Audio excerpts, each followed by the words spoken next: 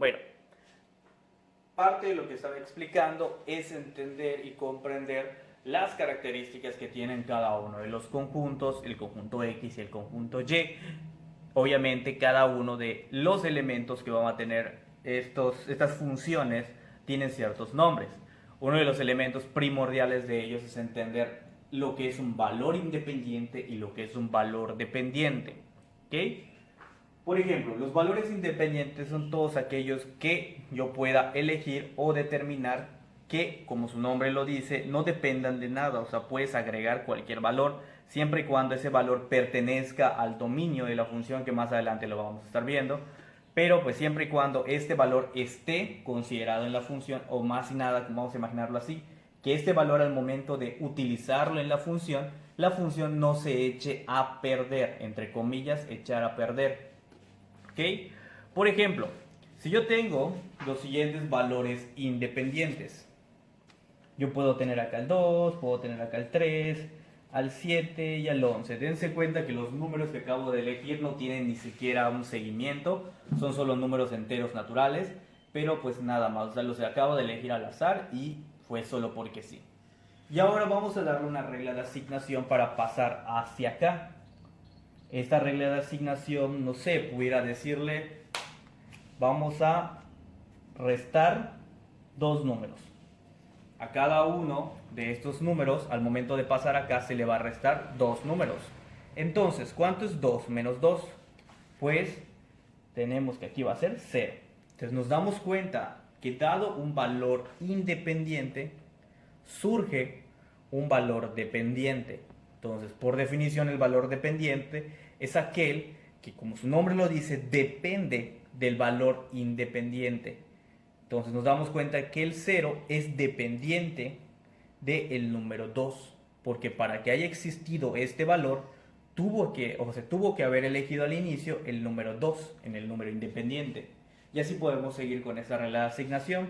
3 menos 2 va a ser 1, 7 menos 2 va a ser 5, 11 menos 2 va a ser 9. Por lo tanto, ya tenemos que para cada elemento que acabo de poner acá, cada elemento independiente, tengo un número que depende de ellos y es un número único.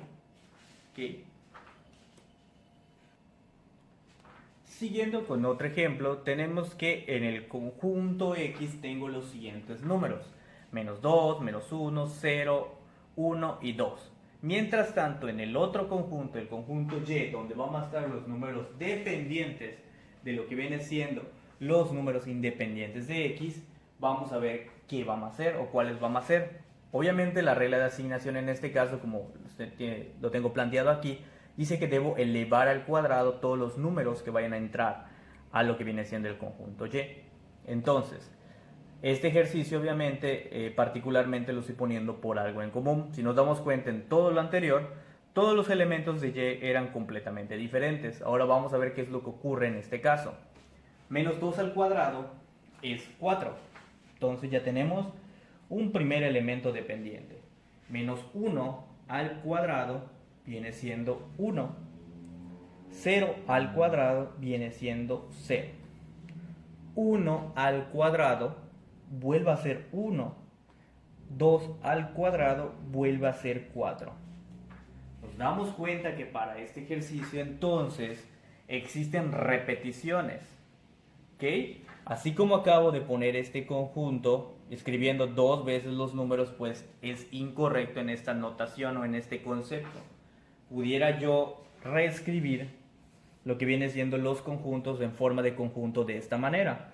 Pudiera poner aquí el conjunto X como menos 2, menos 1, 0, 1 y 2.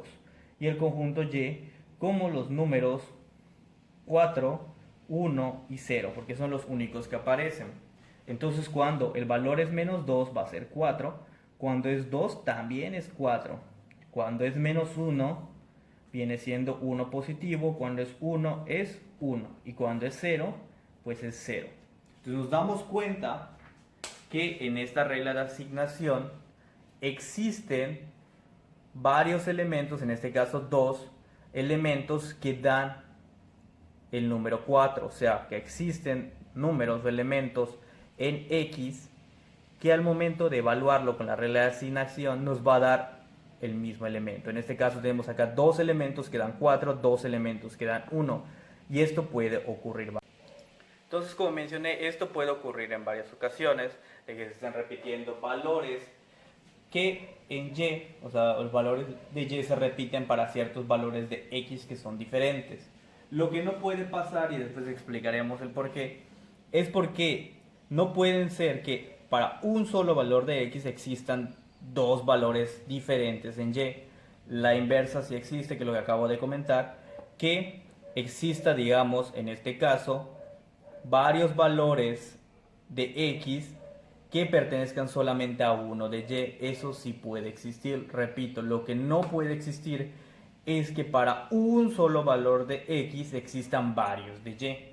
Por ejemplo, ¿qué es lo que no pudiera existir si yo tuviera el conjunto X definido por 1, 2 y 3 y el conjunto Y definido por cierta regla de asignación cualquiera? Supongamos que nos va a dar los valores 1, 5 y 3, y supongamos que todos estos números siempre van a salir del número 1. Esto no. Entonces, como estaba mencionando, si salen estos tres números del número 1, esto no puede ser una función. ¿Okay?